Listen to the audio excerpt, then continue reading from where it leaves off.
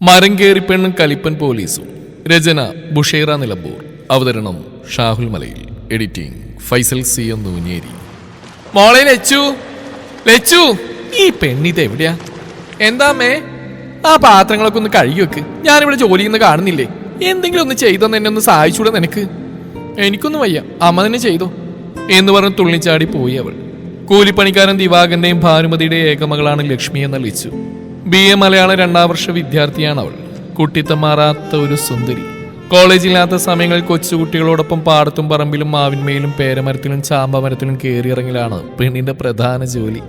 എങ്കിലും പഠിച്ചൊരു നല്ല മലയാളം അധ്യാപികയാവണമെന്നും അച്ഛനെ സഹായിക്കണമെന്നുമാണ് അവളുടെ ആഗ്രഹം. അങ്ങനെ കോളേജില്ലാത്ത ഒരു ദിവസം കുട്ടികളുമായി റോഡിൽ സൈഡിലുള്ള അവരുടെ പറമ്പിലെ മാവിൽ കയറി മാങ്ങ പറിക്കുകയായിരുന്നു. പെട്ടെന്ന് കയ്യിലുണ്ടായിരുന്ന മാങ്ങയിൽ നിന്നൊരെണ്ണം താഴെ വീണു. അപ്പോഴാണ് ഒരു ചെറുപ്പക്കാരൻ ബുള്ളറ്റുമായി അതിലേ വന്നത്. ലച്ചുവിന്റെ കയ്യിൽ നിന്ന് വീണ മാങ്ങ ചെന്ന് വീണത് ആ ചെറുപ്പക്കാരന്റെ തലയിലായിരുന്നു. ഹെൽമെറ്റ് ഉള്ളത് കൊണ്ട് വേദനിച്ചില്ല. പക്ഷെ വണ്ടി ബാലൻസ് തെറ്റി ഒന്ന് വീഴാൻ പോയി. വീഴാതെ ബൈക്ക് പിടിച്ചു നിർത്തി മാങ്ങ വീണ മാവിലേക്കൊന്ന് നോക്കി. ലച്ചു ഒരു ഇളിഞ്ഞ ഇളിവാസാക്കി. ഇറങ്ങി വാടി ഇവിടെ, അവൻ അലറി. ലച്ചു നല്ല കുട്ടിയായിട്ട് ഇറങ്ങി ചെന്നു. എവിടെ നോക്കിയാടി മാങ്ങ പറിക്കുന്നത്? റോഡിലൂടെ ആളുകൾ പോകുന്ന നോക്കി വേണ്ട മാങ്ങ താഴൂട്ടിടാൻ. സോറി, ഞാൻ കണ്ടില്ല, എന്റെ കയ്യിൽ നിന്ന് അറിയാതെ വീണതാ. സത്യത്തിൽ അറിയാതെ വീണ തന്നെയാണ്. എന്ത് കോറി, ഞാനും വണ്ടി ഇപ്പൊ മറിഞ്ഞിരുന്നെങ്കിലോ? അതിനും അറിഞ്ഞില്ലല്ലോ. അവളും വിട്ടുകൊടുത്തില്ല.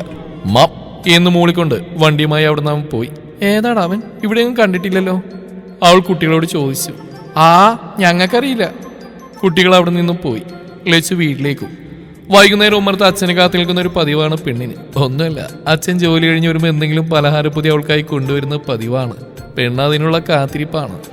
ഏറെ വൈകിട്ട് ഇന്ന് അച്ഛനെ കണ്ടില്ല. അവൾ മുഷിച്ചിലൂടെ അകത്തേക്ക് പോയി. മോളെ ലച്ചു, അച്ഛന്റെ ശബ്ദം കേട്ട് അവൾ ഉമ്മറത്തേക്ക് ഓടിച്ചെന്നു. എന്താ അച്ഛാ വൈകിയത്?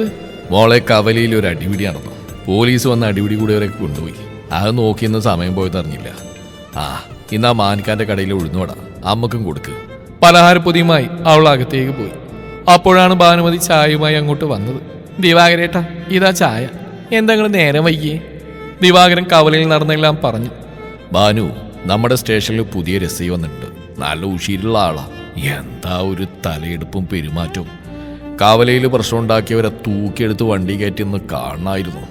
ദിവാകരേട്ടാ, ആ SI നമ്മുടെ അയൽവാസിയാ. അവനും അമ്മയും ഇന്നലെ വന്ന്. ഒരു നല്ല മോന, ഒരു പാവായിട്ട് എനിക്ക് തോന്നിയത്.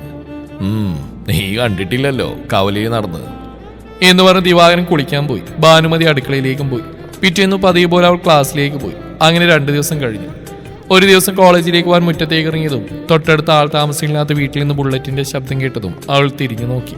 തലയിൽ മാങ്ങ വീണ അതേ ചെറുപ്പക്കാരൻ. കോളേജിലെത്തിയതും അവനെ കുറിച്ച് തന്നെയായിരുന്നു അവളുടെ ചിന്ത. അന്ന് ക്ലാസ്സിലൊന്നും അവൾക്ക് ശ്രദ്ധിക്കാൻ കഴിഞ്ഞില്ല. വൈകുന്നേരം വീട്ടിലെത്തി അമ്മയോട് കാര്യം തിരക്കി. അമ്മേ, അപ്പുറത്തെ വീട്ടിൽ പുതിയ താമസക്കാർ വന്നോ? വന്നു മോളെ. നമ്മുടെ നാട്ടിലെ പുതിയ SI, പേര് അഭിജിത്ത്. കൂടെ അവന്റെ അമ്മ അംബികയും. അല്ല, ഇന്നലെ കവലയിൽ നടന്ന പ്രശ്നം പോലീസ് പറഞ്ഞ കാര്യമൊക്കെ അച്ഛൻ പറഞ്ഞില്ലേ? അപ്പൊ നീ എവിടെയായിരുന്നു? എനിക്കറിയില്ല. അയാൾ SI ആണെന്ന് പറഞ്ഞതിന്റെ പകപ്പിലായിരുന്നു അവൾ. എന്തുപറ്റി അയൽവാസികളെയൊക്കെ ചോദിക്കാൻ? അല്ലെങ്കിൽ ചായ ചോദിച്ചല്ലേ വരാറ്? അവർ ലച്ചുവിനെ നോക്കി. ലച്ചു ഒന്ന് പരിങ്ങി. അമ്മേ, ചായയും പലഹാരം എടുക്ക്. ഇന്നെന്താ അമ്മേ എന്ന് പറഞ്ഞ് പലഹാരപാത്രം തുറക്കാൻ നോക്കിയതും കയ്യിലൊരു അടി വീണ് ഒരുമിച്ചായിരുന്നു. പോയി മേല് കഴുകി വാ പെണ്ണേ, അവളുടെ ഒരു പലഹാരം.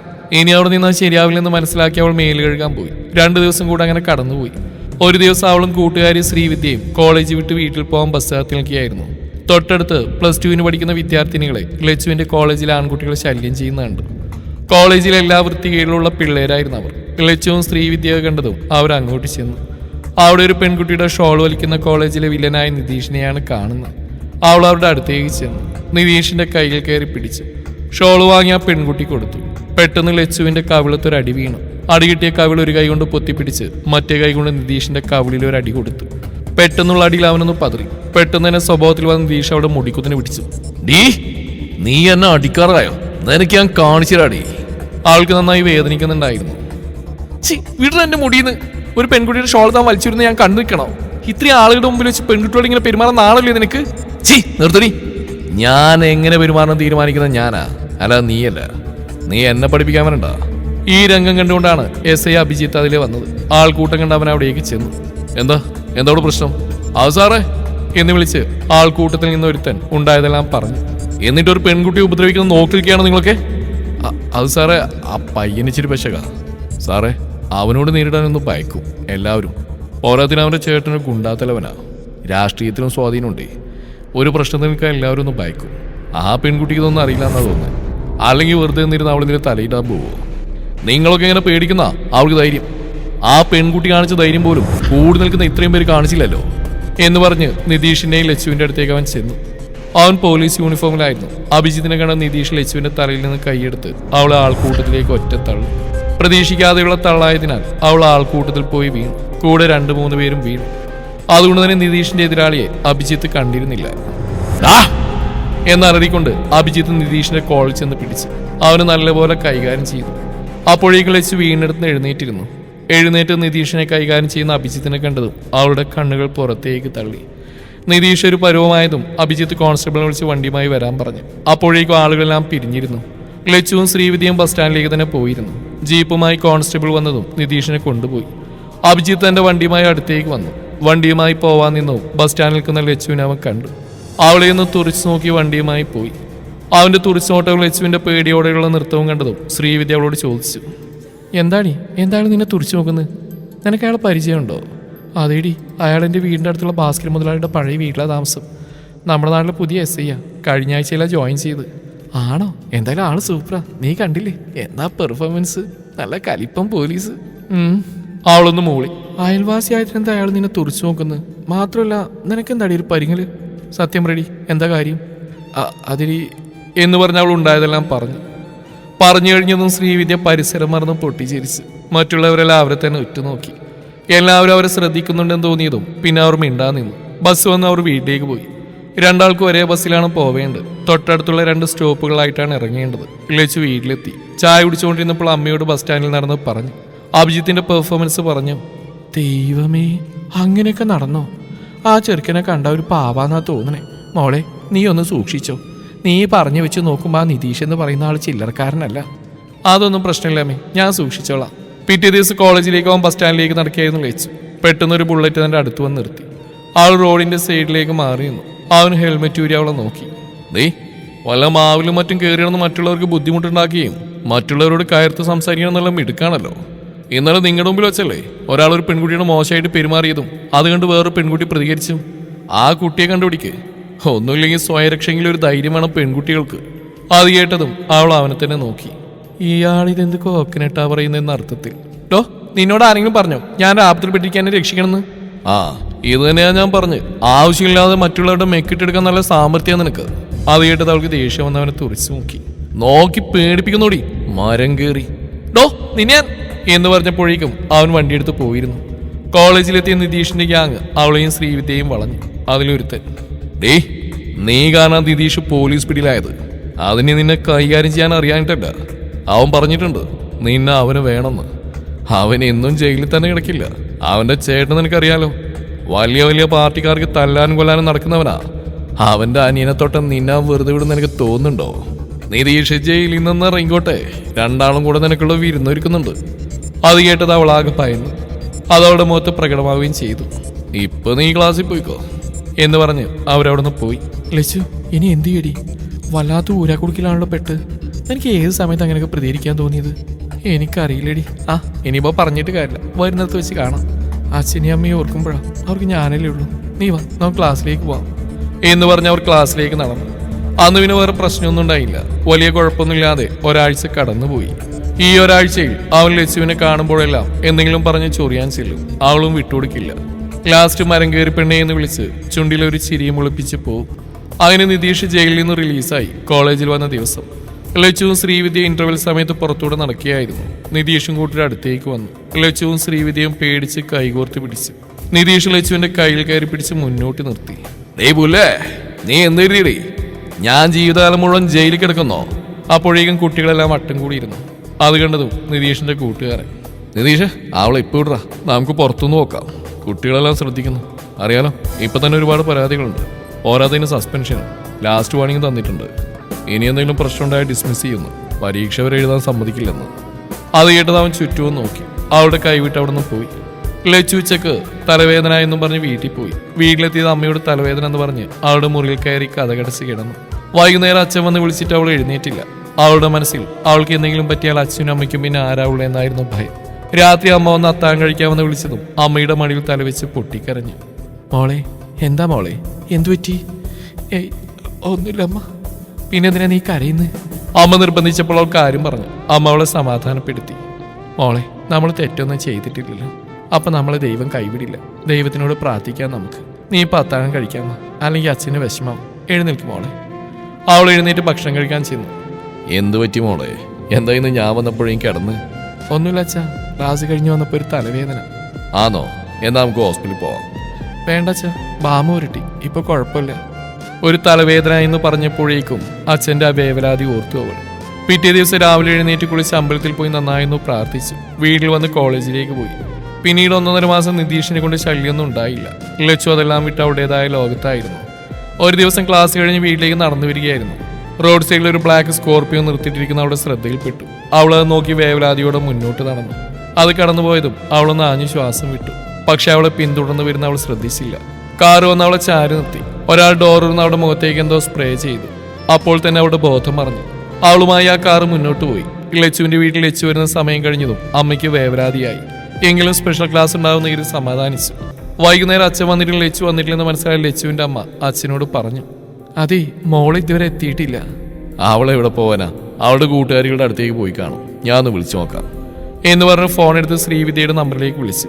ഹലോ. ഹലോ. ഹലോ മോളെ, ഞാൻ ലച്ചുവിന്റെ അച്ഛനാണ് സംസാരിക്കുന്നത്. മോളൊന്ന് ലച്ചുവിന് ഫോൺ എടുത്തേ. അയ്യോ അച്ഛാ, അവളിവിടെ ഇല്ലല്ലോ. ഇല്ലേ? അവൾ എവിടെയെങ്കിലും പോണെന്ന് പറഞ്ഞിരുന്നു? ഇല്ല, അവൾ ഞാനും ബസ്സിൽ കയറി. അവളവിടെ സ്റ്റോപ്പ് എത്തിയപ്പോൾ ഇറങ്ങുകയും ചെയ്തിരുന്നു. ആണോ? എന്നാ ഞാൻ ഫോൺ വെക്കുക. ശരി അച്ഛാ, എന്തെങ്കിലും പ്രശ്നമുണ്ടോ? ഏയ്. അച്ഛൻ ഫോൺ വെച്ചത് അമ്മ പൊട്ടിക്കരഞ്ഞു. അച്ഛനാകെ തളർന്നെടുത്തിരുന്നു. ഇനി എന്ത് ചെയ്യും? എവിടെ പോയി അന്വേഷിക്കും? അവർക്കൊരു എത്തും പിടിയും കിട്ടിയില്ല. ദിവാകരേട്ട, ഇനി എന്ത് ചെയ്യും നമ്മൾ? ആരോടാ പോയി പറയും? എന്റെ മോള് ഇപ്പൊ ഏതവസ്ഥയിലാണാവോ? എനിക്കും അറിയില്ല ബാനു, എന്ത് ചെയ്യണമെന്ന്. പെട്ടെന്ന് അപ്പുറത്തെ വീട്ടിൽ അഭിജിത്തിന്റെ ബുള്ളറ്റിന്റെ ശബ്ദം കേട്ടു. ബുള്ളറ്റിന്റെ ശബ്ദം കേട്ടതും ഭാനുമതിക്ക് മോള് പറഞ്ഞ കാര്യങ്ങളെല്ലാം ഓർമ്മ വന്നു. ഭാനുമതി ദിവാകരനോട് എല്ലാം ഒറ്റ ശ്വാസത്തിൽ പറഞ്ഞു. ദിവാകരേട്ട, നമുക്ക് ആ മോനോടൊന്ന് പറഞ്ഞാലും നമ്മുടെ മോളെ രക്ഷിക്കാൻ അവനെ കൊണ്ടേ പറ്റത്തുള്ളൂ. എന്നാ വാ ബാനു, നമുക്കിപ്പൊ തന്നെ പറയാം. അഭിജിത്തിന്റെ വീട്ടിലെത്തി കോളിംഗ് ബെൽ അമർത്തി. അംബിക വന്ന് വാതിൽ തുറന്നു. ഒപ്പം തന്നെ അഭിജിത്ത് ഉണ്ടായിരുന്നു. ഭാനുമതിയും ദിവാകരനും കാര്യങ്ങൾ പറഞ്ഞു. ലച്ചുവിനെ കാണാനില്ലെന്ന് പറഞ്ഞു. അവന്റെ മനസ്സ് വല്ലാതെ നൊന്തു. അപ്പോഴാണ് അന്നത്തെ ആ പെൺകുട്ടി ലച്ചുവാണെന്ന് അവന് മനസ്സിലായത്. സർ, എന്റെ മോളെ എങ്ങനെയെങ്കിലും രക്ഷിക്കണം. ഞാൻ നിങ്ങളുടെ കാല് പിടിക്കാം. ഞങ്ങൾക്ക് പോയി പറയാനും സഹായിക്കാനും ആരുമില്ല. ഞങ്ങൾക്ക് ആകെ അവളെ ഉള്ളൂ സർ. അവൾക്ക് എന്തെങ്കിലും പറ്റിയാൽ ഞങ്ങൾ ജീവിച്ചിരിക്കില്ല. ഏയ്, നിങ്ങൾക്കറിയാതെ അവൾക്കൊന്നും സംഭവിക്കില്ല. നിങ്ങൾക്ക് അവളെ ഞാൻ കൊണ്ടുതരും, ഒരു പോറൽ പോലും ഏൽക്കാതെ. അമ്മേ, ഇവരകത്തേക്ക് ഇരുത്ത്, ഞാനിപ്പോൾ വരാം. കഥ കടച്ചേക്ക്. ശരി മോനെ, എന്തെങ്കിലും വിവരം കിട്ടിയാൽ അറിയിക്കണേ. ശരി അമ്മ. പി സി, ഒരു മിസ്സിംഗ് കേസ് വന്നിട്ടുണ്ട്. പെൺകുട്ടിയാ. കോളേജ് വിട്ട് വീട്ടിലേക്ക് എത്തിയിട്ടില്ല. എല്ലാവരും പല ഭാഗത്തേക്കും പോയിക്കോ. എത്രയും പെട്ടെന്ന് കണ്ടുപിടിക്കണം. ആ സ്റ്റേഷനെ വിളിച്ച് അറിയിച്ചു. പോലീസുകാർ പല വഴിക്കും പാഞ്ഞു. ഇതേ സമയം ടൗണിൽ പുതിയ ബസ് സ്റ്റാൻഡ് നിർമ്മിക്കുന്ന ഒരു കെട്ടിടത്തിൽ. ഞാനിതെവിടെയാ? ഒന്ന് കണ്ണു തുറന്ന് ചുറ്റും നോക്കി. പണി നടന്നുകൊണ്ടിരിക്കുന്ന കെട്ടിടമാണെന്ന് അവൾക്ക് മനസ്സിലായി. അവളെ ഒരു മരത്തിന്റെ കസേരയിലിരുത്തി കൈയും കാലം കൂട്ടിക്കെട്ടി വായിൽ തുണിക്കഷ്ണം തിരികെ വെച്ചേക്കുന്ന നിലയിലാണെന്ന് അവൾക്ക് മനസ്സിലായി. അവൾ ആകെ ഒന്ന് കണ്ണുപിടിച്ചു. രക്ഷപ്പെടാൻ എന്തെങ്കിലും മാർഗമുണ്ടോ എന്ന് നോക്കി. ഒന്നും കണ്ടെത്താൻ അവൾക്ക് കഴിഞ്ഞില്ല. ദൈവമേ, ഞാൻ എങ്ങനെ ഇവിടുന്ന് രക്ഷപ്പെടും? ഒരു വഴി കാണിച്ച എന്റെ കൃഷ്ണ എന്നാലോചിച്ചതും വാതിൽ തുറന്ന ഒരാൾ അകത്തേക്ക് വന്നു. നല്ല നീളവും അതിനൊത്ത വണ്ണവും, ഒരു കയ്യിൽ ഇരുമ്പുവളയും മറ്റേ കയ്യിൽ ഒരു ചങ്ങലയും, കണ്ടാൽ തന്നെ പേടി തോന്നുന്ന രൂപം. അവൾ അവനെ കണ്ട് പേടിച്ച് വിറച്ചു. അവൾ വിറക്കുന്ന കണ്ടത് അവനൊന്ന് പൊട്ടിച്ചിരിച്ചു. അയാളുടെ ചിരി കേട്ടതും വേറൊരാൾ കൂടി കടന്നു വന്നു. അവൻ മുന്നോട്ട് വന്നത് നിതീഷാണെന്ന് മനസ്സിലായി. എന്താ കേട്ടാ, അവൾ ഉണർന്നോ? ഉണർന്നു. അവൾക്ക് എന്നെ കണ്ടതും പേടിച്ചു വിറക്കുന്നടാനിയാ. അവൻ വന്ന് മുടിക്കുത്തിലും പിടിച്ച് അവന്റെ മുഖത്തോട് അടുപ്പിച്ചു. നീ എന്ത് കരുതി? ഞാൻ നിന്നെ അങ്ങ് മറന്നു കളഞ്ഞു എന്നോ? ഒരവസരം കാത്തുനിന്നാ ഞങ്ങള്. നീ പ്രതീക്ഷിക്കാത്ത സമയം നോക്കി. അന്ന് ഭീഷണിപ്പെടുത്തിയ സമയത്ത് വളരെ ശ്രദ്ധാപൂർവമായി നീ നടന്നുപോയിക്കൊണ്ടിരുന്നു. അപ്പോഴൊക്കെ നിന്നെ ഞങ്ങൾ വീക്ഷിക്കുന്നുണ്ടായിരുന്നു. ഒരവസരം കിട്ടിയപ്പോൾ ഞങ്ങളങ്ങ് പൊക്കി. അപ്പൊ എങ്ങനെയാട്ടാ, നമ്മൾ നമ്മുടെ കലാപരിപാടി തുടങ്ങിയല്ലേ? അതിനെന്താടാ, നീ ഫസ്റ്റ് തുടങ്ങിക്കോ. അത് കഴിഞ്ഞ് ഞങ്ങൾ ഓരോരുത്തരായി വരാം. നേരം വിളിക്കുമ്പോഴേക്ക് അവളെങ്ങ് പറഞ്ഞേക്കും വേണ്ടേ? നിനക്കറിയാലോ ഇവളിവിടെ കൊണ്ടുവന്നതിൻ്റെ കാരണം. പഴയ കെട്ടിടങ്ങളും ഗോഡൗണുകളൊക്കെ ഇതിനോടൊപ്പം തന്നെ പോലീസ് സെർച്ച് ചെയ്തിട്ടുണ്ടാവും. ഈ വഴിക്ക് ഗതാഗതം ഇപ്പം നിർത്തിവെച്ചേക്കുവോ. പിന്നെ ജോലിക്കാർ രാവിലെ വന്ന് 5-5:30 ആകുമ്പോഴേക്കും പോകും. നാളെ നേരം വിളിക്കുമ്പോഴേക്കും നമ്മുടെ പരിപാടി എഴുതുന്ന സ്ഥലം വിടാം. എന്നായിട്ടും പുറത്തേക്ക് നിൽക്ക്. ആ വാതിലങ്ങ് അടച്ചേക്ക്. ഓ ശരി, വേഗാവട്ടെ. ഇതേ സമയം പോലീസുകാർ ആ പരിസരങ്ങളും ആളൊഴിഞ്ഞ പ്രദേശങ്ങളും പഴയ കെട്ടിടങ്ങളും ഗോഡൌണുകളിലും എല്ലാം തിരഞ്ഞു. എവിടെയും കണ്ടെത്താൻ കഴിയാത്ത നിരാശയിൽ മടങ്ങിയായിരുന്നു. പെട്ടെന്ന് അഭിജിത്തിന്റെ കണ്ണിൽ ഒരു ബ്ലാക്ക് സ്കോർപിയോ ശ്രദ്ധയിൽപ്പെട്ടു. എവിടെയോ കണ്ട വണ്ടിയാണല്ലോ എന്ന് ഓർമ്മ വന്നു. പെട്ടെന്ന് അവന് ഓർമ്മ വന്നു, 2-3 ദിവസമായി വീട്ടിലേക്ക് വന്ന റോഡിൽ ഈ വണ്ടി കണ്ടതായിട്ട് ഓർമ്മ വന്നു. അഭിജിത്ത് ആ വണ്ടിക്കരിയിലേക്ക് വന്നു. അത് നിരീക്ഷിച്ച് മറ്റുള്ള പോലീസുകാർക്ക് നിർദ്ദേശം കൊടുത്തു. എല്ലാവരും ഒരുമിച്ച് ആ കാറ് വളഞ്ഞു. വണ്ടിയിലേക്ക് നോക്കിയത് 2 പേർ അതിലുണ്ടായിരുന്നു. ഡോറിൽ മുട്ടിയപ്പോൾ അവർ 2 പേരും പുറത്തേക്ക് ഇറങ്ങി. ഇവരെവിടെയോ കണ്ടിട്ടുണ്ടല്ലോ. അന്ന് നിതീഷിനെ ജയിലിൽ നിന്ന് ഇറക്കാവുന്നവരാ സാറേ. ഇവരുടെ കൂടുതൽ തലവനാ നിതീഷിന്റെ ഏട്ടൻ. യുവമാർക്കറിയാം അവന്മാരെവിടേക്ക് ആ കൊച്ചിനെ കൊണ്ടുപോയതെന്ന്.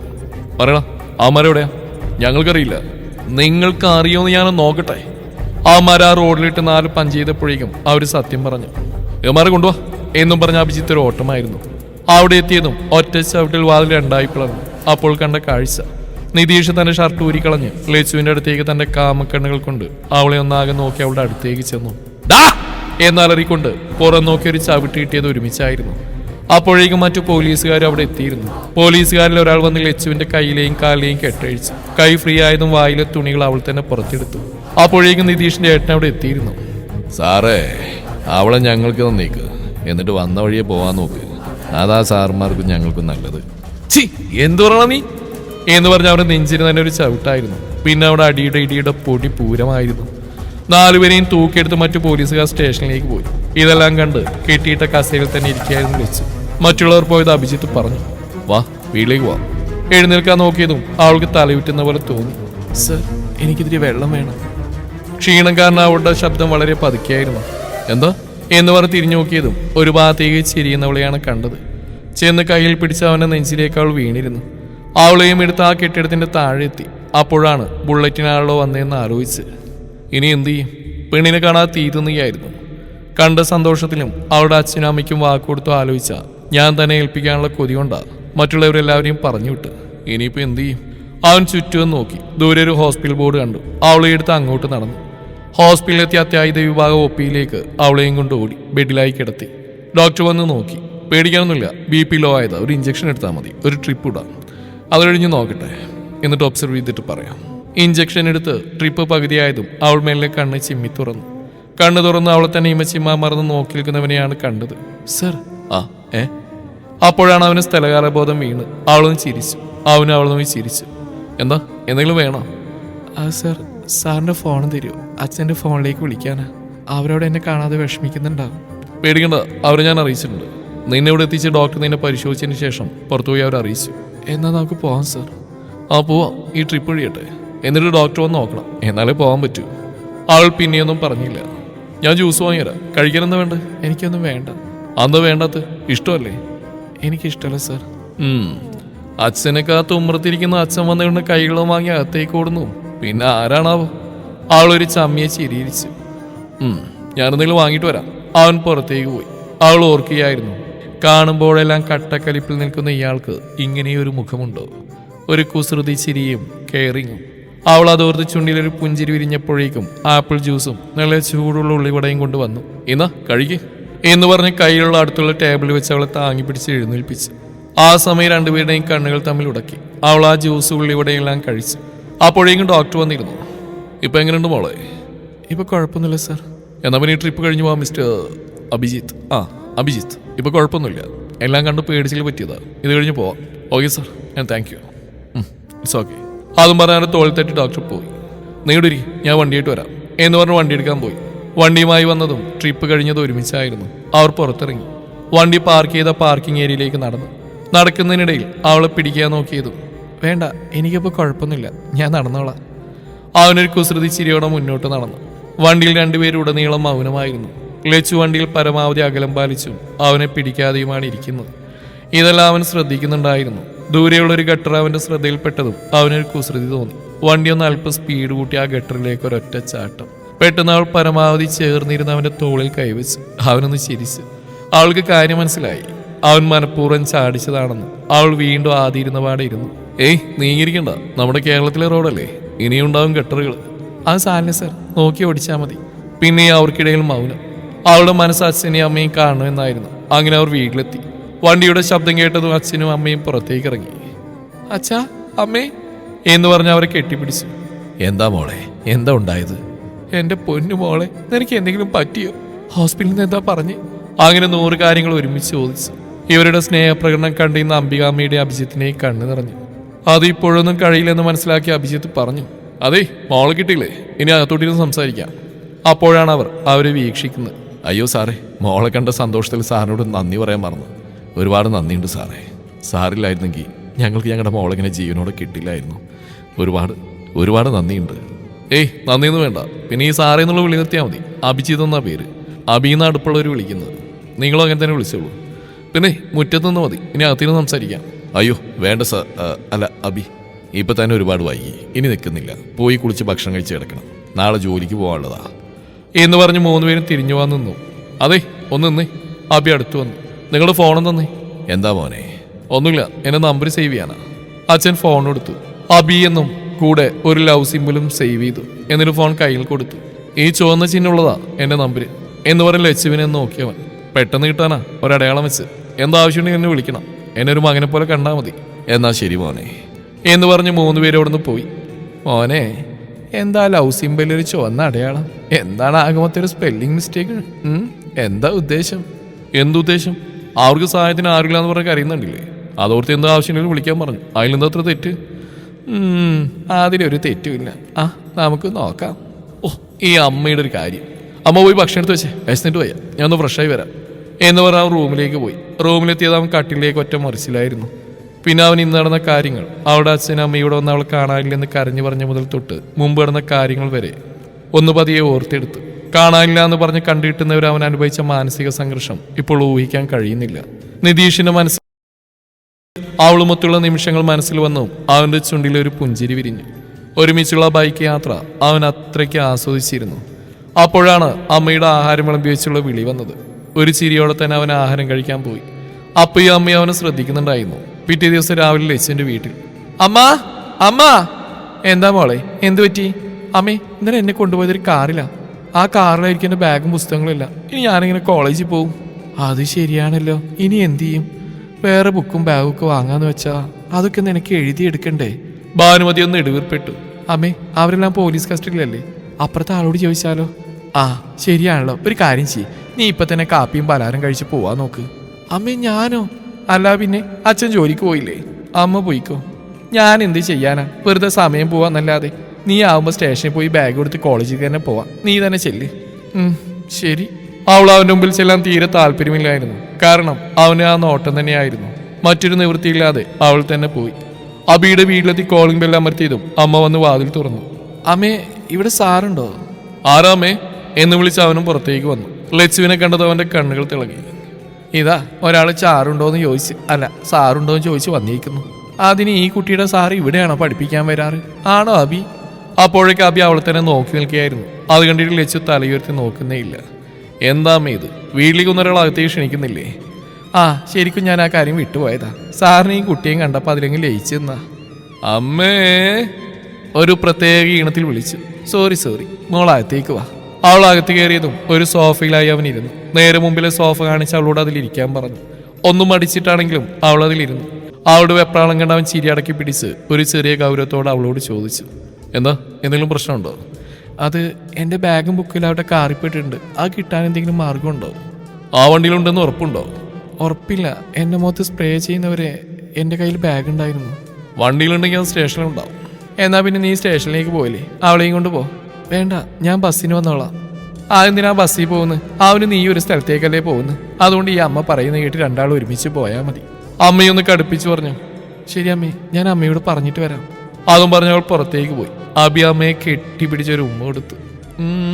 അതും പറഞ്ഞ് ഹെൽമെറ്റും ചാവി എടുത്ത് അവൻ പുറത്തേക്ക് പോയി. പുറത്ത് അവൾ കാത്തിരിപ്പുണ്ടായിരുന്നു. അവർ വണ്ടിയിൽ പോകുന്നത് നോക്കിയൊരു ചിരിയോടെ അകത്തേക്ക് പോയി അംബിക. ഡോ, എന്താടോ മിണ്ടാത്തേ? അറ്റ്ലീസ്റ്റ് ഒരു താങ്ക്സ് എങ്കിലും പറഞ്ഞൂടെ? Thank you. പരവച്ചിരിക്കുന്നു. അതെന്താ അങ്ങനെ പറഞ്ഞ്? ഞാൻ പറഞ്ഞ ഇഷ്ടായില്ലേ? ഒരാളെ അപകടത്തിൽ നിന്ന് രക്ഷിച്ചിട്ട് അതിനൊരു നന്ദി ചോദിച്ചു വാങ്ങുന്ന ആദ്യത്തെ ആൾ ഞാനായിരിക്കും. എൻ്റെ ഒരു ഗതികേടെൻ്റെ കർത്താവേ, അബി പറഞ്ഞു. അവളും ചിരിച്ചു. ചിരിക്കല്ലേ നീ? അങ്ങനെ പറഞ്ഞെങ്കിലും അവളൊന്ന് ചിരിച്ചു കാണണമെന്ന് അവനും ആഗ്രഹിച്ചിരുന്നു. ഇന്നലത്തെ പ്രവൃത്തി അവൾ അത്രമാത്രം വച്ചിരുന്നു. കുറച്ചു നേരം ഞാൻ വൈകിയിരുന്നെങ്കിൽ. അവൻ്റെ ഉള്ളൊന്ന് പിടഞ്ഞു. അവൻ അവളെ സൈഡ് മിററിലൂടെ നോക്കി. എന്തോ ആലോചിച്ചിരിപ്പാണ്. ഹലോ, എന്താ ആലോചിച്ചിരിപ്പാ? ഇന്നലത്തെ പോലെ കെട്ടിൽ ചാടണോ? അല്ലെങ്കിൽ ഇന്നലെ പിടിച്ച പോലെ പിടിച്ചിരുന്നോ? അയ്യടാ ഇന്നലത്തെ പോലെ കെട്ടിച്ചാടാനാണ് ഉദ്ദേശമെങ്കിലേ വണ്ടി നിർത്ത്, ഞാൻ ഇറങ്ങി ബസ്സിന് വന്നോളാം. ഞാനൊരു തമാശ പറഞ്ഞല്ലേ, നീ അങ്ങനെ തന്നെ പിടിച്ചോ? എന്താ ഭയക്കണം. അപ്പോഴേക്കും അവർ സ്റ്റേഷനിലെത്തിയിരുന്നു. അബി അവളെയും വിളിച്ച് അകത്തേക്ക് പോയി. കോൺസ്റ്റബിൾ നാരായണനെ വിളിച്ചു. നാരായണ, ഇന്ന് നടന്ന കാര്യം പറഞ്ഞ ഇവിടെ കയ്യിൽ നിന്നൊരു പരാതി വാങ്ങി വെക്കണം. അമ്മമാരുടെ അടുത്തുനിന്ന് പിടിച്ചെടുത്ത് ആ വണ്ടിയിൽ ഇവിടെ ബാഗ് ഇട്ടിരുന്നോ? അറിയില്ല സാർ, എനിക്ക് ഇന്നലെ രാത്രി ഡ്യൂട്ടിയിലായിരുന്നു. സാറിൻ്റെ കൂടെ ഈ കുട്ടിയെ കണ്ടപ്പോഴാണ് ജയരാജ് സാർ കാര്യം പറഞ്ഞു. അപ്പോഴാണ് ഞാൻ അറിഞ്ഞു. ഞാൻ മറ്റുള്ളവരോടും ചോദിക്കട്ടെ. എന്നാൽ പെട്ടെന്ന് ചെയ്യും, അതുമായിട്ട് കോളേജിൽ പോകാനാ. ശരി സാർ. ഒരു സല്യൂട്ടും കൊടുത്ത് നാരായണൻ അവിടുന്ന് പോയി.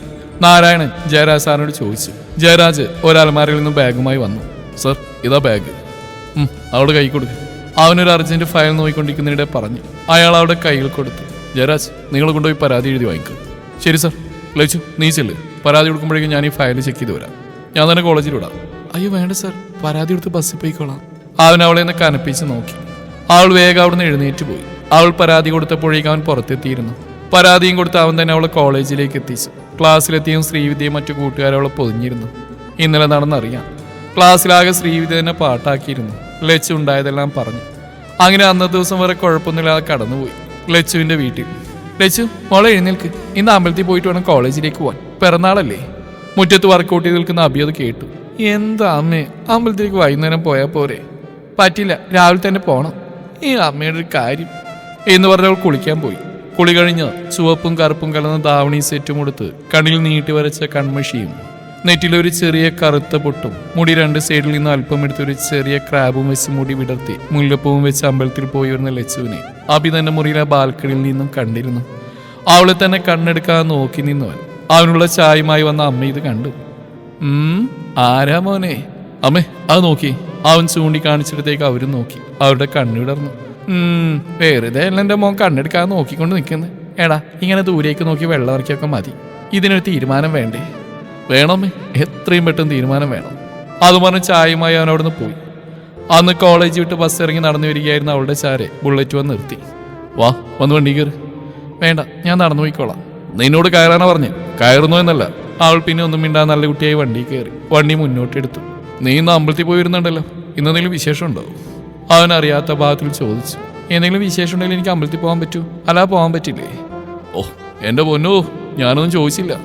എന്നാ ഞാനൊന്നും പറഞ്ഞിട്ടുമില്ല. അപ്പോഴാണ് അവൾ ശ്രദ്ധിച്ച് അവരുടെ വീട്ടിലേക്ക് പോകുന്ന വഴിയിലൂടെ തിരിയാതെ നേരെയാണ് വണ്ടി പോകുന്നത്. ഇതെന്താ അങ്ങോട്ട് തിരിയാൻ നേരെ പോകുന്നത്? അതോ, നിന്നെ കൊണ്ടുപോയവർക്ക് നിന്നെ എത്തിച്ചു കൊടുക്കുന്ന ഞാൻ വാക്കുകൊടുത്തു. അവരുടെ അടുത്തേക്ക് കൊണ്ടുപോവാ. വണ്ടി എടുത്ത് ഞാൻ ഇറങ്ങട്ടെ. നിങ്ങൾ വിശ്വസിച്ച് വണ്ടി കയറി എന്നെ പറഞ്ഞാൽ മതിയല്ലോ. അപ്പം എന്നെ വിശ്വാസം ഉണ്ടല്ലേ? എന്നാൽ കുറച്ചു നേരം മിണ്ടാതെ അവിടെ ഇരിക്കുക. വണ്ടി നേരെ പോയത് ബീച്ചിലേക്കായിരുന്നു. ബീച്ചിലെത്തിയത് അവളുടെ കണ്ണു വിടർന്നു. വണ്ടി ഒതുക്കി വെച്ച് രണ്ടുപേരും കടൽ തീരത്തേക്ക് നടന്നു. ലച്ചു, നിനക്ക് ഇഷ്ടമായോ? എനിക്ക് ഒരുപാട് ഇഷ്ടമാണ് ബീച്ചിലേക്ക് വരുന്നത്. അച്ഛനും അമ്മയൊത്ത് ഇടയ്ക്ക് വരാറുണ്ട്. അവൾ കാലിലേക്ക് തന്നെ നോക്കി നിൽക്കുകയായിരുന്നു. അബിയുടെ മുമ്പിൽ കയറിയിരുന്നു. മുട്ടുകുത്തിയിരുന്ന റോസാപ്പൂ കയ്യിൽ നീട്ടി. I love you Lachu, love you so much. അവൾ കണ്ണും തള്ളി അവനെ നോക്കി. ഒരു ചിരിയോടെ ആ റോസാപ്പൂ അവൻ്റെ കയ്യിൽ നിന്ന് വാങ്ങി. അവൻ എഴുന്നേറ്റു. രണ്ടുപേരും പരസ്പരം നോക്കി നിന്നു. അവൻ പാൻറ്റിൻ്റെ പോക്കറ്റിൽ നിന്ന് ഒരു ചെറിയ ബോക്സ് എടുത്ത് അവൾക്ക് നേരെ നീട്ടി. ഹാപ്പി ബർത്ത്ഡേ ലച്ചു, ഒരുപാട് കാലം ആരോഗ്യത്തോടെ ഇരിക്കട്ടെ എൻ്റെ പെണ്ണ്. അവളൊന്ന് ചിരിച്ച് ആ ബോക്സ് വാങ്ങി. അത് തുറന്നു നോക്ക്. അവൾ തുറന്നു നോക്കി. നല്ല ഭംഗിയുള്ള ഒരു ചെറിയ കല്ല് പതിച്ച ഗോൾഡ് റിംഗ് ആയിരുന്നത്. അവനത് വാങ്ങി. കൈനീട്ട്, ഞാൻ ഇട്ടുതരാം. അവനത് അവളുടെ മോതിരവിരലിൽ ഇട്ടുകൊടുത്ത് ആ കയ്യിലൊന്ന് മുത്തി. അവൾ പെട്ടെന്ന് കൈ പിൻവലിച്ചു. അവൾ നാണത്തോടെ തലതാഴ്ത്തി. ലച്ചു, ഞാൻ പറഞ്ഞതിന് മറുപടി പറഞ്ഞില്ല.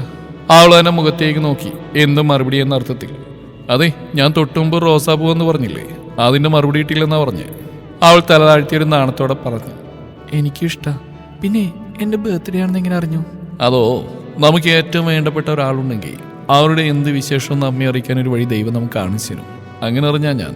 വാ, നമുക്കൊരു ഐസ്ക്രീം കഴിക്കാം. രണ്ടുപേരും ഐസ്ക്രീം വണ്ടിക്കടുത്തേക്ക് ചെന്നു. 2 ഐസ്ക്രീം വാങ്ങി കഴിച്ചു. ഇനി നമുക്ക് പോവാം, അച്ഛനും അമ്മയും തിരക്കും. നിന്റെ അച്ഛനോട് ഞാൻ വിളിച്ചു പറഞ്ഞിട്ടുണ്ട്. നമുക്ക് കുറച്ചു നേരം കൂടി ഈ കടൽ തീരത്ത് ഇങ്ങനെ ചേർന്നിരിക്കാം. അവളെ അവൻ്റെ മടിയിലേക്ക് ഇരുത്തി ചേർത്ത് പിടിച്ചുകൊണ്ടവൻ പറഞ്ഞു. അതെ, എന്നെ എപ്പോൾ മുതലാണ് നിങ്ങൾക്ക് ഇഷ്ടമായത്? അങ്ങനെ ചോദിച്ചാ, എനിക്ക് നിന്നെ ആദ്യം കണ്ടപ്പോൾ എൻ്റെ മനസ്സിലൊരു പ്രത്യേക ഫീലായിരുന്നു. അത് എന്താണെന്ന് അറിയില്ലായിരുന്നു. നിന്നെ കാണുമ്പോഴേലും എന്തെങ്കിലും പറഞ്ഞ് വഴക്കൂടുന്നത് നിന്നെ ഒന്ന് സംസാരിപ്പിക്കാനായിരുന്നു. അന്ന് നിന്നെ കാണാനില്ല നിൻ്റെ അച്ഛനമ്മയൊന്ന് പറഞ്ഞപ്പോഴുള്ള എൻ്റെ മനസ്സിൽ ഞാൻ അറിയാത്ത എൻ്റെ ഉള്ളിൽ മന്ത്രിച്ചു, എൻ്റെ പെണ്ണ് എന്ന്.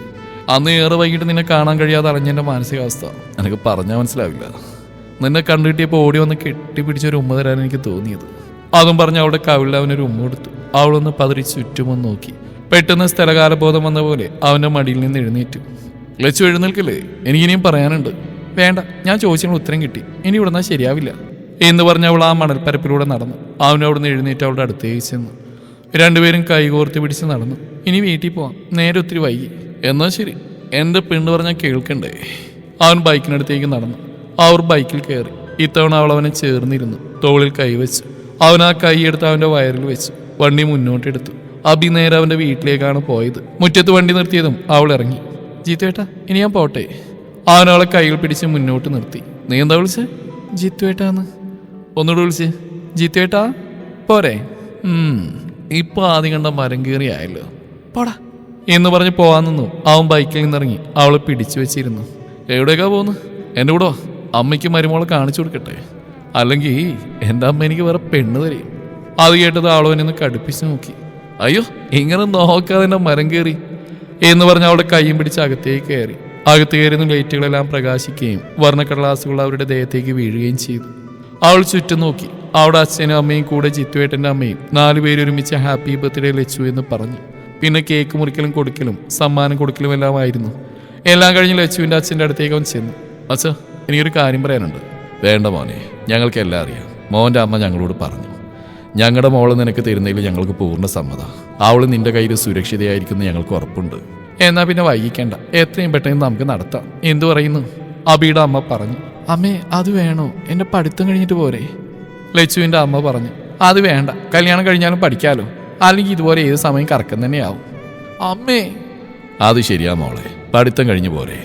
നിങ്ങൾ പേടിക്കണ്ട, വിവാഹം കഴിഞ്ഞാലും അവൾക്ക് എത്ര വേണമെങ്കിലും പഠിക്കാം. അവളുടെ അടുത്തേക്ക് വന്ന് അവൻ ചെവിയോരെ ഒരു വഷളം ചിരിയോടെ പറഞ്ഞു. നീ പേടിക്കണ്ട, എനിക്കറിയാവുന്ന കാര്യങ്ങൾ ഞാനും പഠിപ്പിച്ചു തരാം. അവൻ അവളെ നിന്ന് കനപ്പിച്ച് നോക്കി അമ്മയുടെ അടുത്തേക്ക് പോയി. എന്നാൽ പിന്നെ അങ്ങനെ ആവട്ടെ, ബന്ധുക്കളെല്ലാം വിളിച്ച് തൊട്ടടുത്ത മുഹൂർത്തത്തിൽ നിശ്ചയം നടത്താം. അതിൻ്റെ തൊട്ടടുത്ത മുഹൂർത്തത്തിൽ വിവാഹം നടത്താം. അങ്ങനെ ഇടിപിടിയും നിശ്ചയവും കല്യാണം കഴിഞ്ഞു. ഇന്നാണ് ആദ്യ രാത്രി. അവൾ സെറ്റ് സാരിയും മുടിയിൽ മുല്ലപ്പൂവും ചൂടി അമ്മ കൊടുത്തുവിട്ട ഒരു ഗ്ലാസ് പാലുമായി മുറിയിലേക്ക് കയറി. മുറി ആകെ ഒന്ന് കണ്ണോടിച്ചു. മുറിയിലൊന്നും അവനെ കണ്ടില്ല. അവൾ ബെഡിൽ പോയിരുന്നു. വാതിൽ ചേർത്തിറക്കുന്ന ശബ്ദം കേട്ട് അങ്ങോട്ടേക്ക് നോക്കി. വാതിലടച്ച് അവളെ തന്നെ നോക്കി നിൽക്കുന്നവനെയാണ് കണ്ടത്. അവൻ അവളുടെ അടുത്ത് വന്നിരുന്നു. ലച്ചു, നല്ല സുന്ദരിയായിട്ടുണ്ടല്ലോ. അവൾ നാണം കൊണ്ട് തല താഴ്ത്തി. അവൻ താടിയിൽ പിടിച്ച് മുഖമുയർത്തി. നാണം വരുന്നുണ്ട് എൻ്റെ പെണ്ണിന്. ഇനി എന്താ എല്ലാവരും നോക്കിയിരിക്കുന്നത്? എല്ലാവരും പോയാട്ടെ, ഇനി ഞങ്ങൾ ജീവിക്കട്ടെ സന്തോഷത്തോടെയും സമാധാനത്തോടെയും. ഈ കലിപ്പം പോലീസിനും മരം കയറിപ്പിണിനും വേണ്ടി പ്രാർത്ഥിക്കണേ. അഭിപ്രായങ്ങൾ കമന്റുകളായിട്ട് രേഖപ്പെടുത്താൻ മറക്കല്ലേ. അപ്പൊ ഗുഡ് നൈറ്റ്. വാടിയുടെ